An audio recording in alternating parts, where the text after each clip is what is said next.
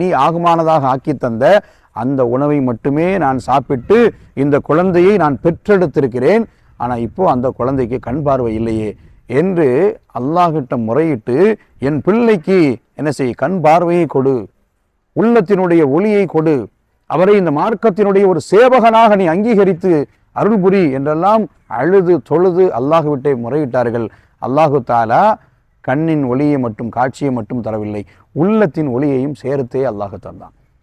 உள்ளத்தினுடைய ஒளியையும் சேர்த்தே தந்தான்.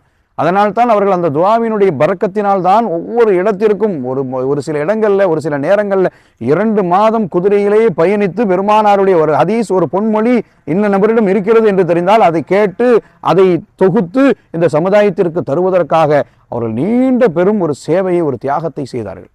அதனால தான் இன்றைக்கும் நாம் பார்க்கிறோம், புகாரி என்கிற அந்த கிரந்தத்தில் பதிவு செய்யப்பட்ட அந்த ஹதீஸ் குர்ஆனுக்கு நிகராக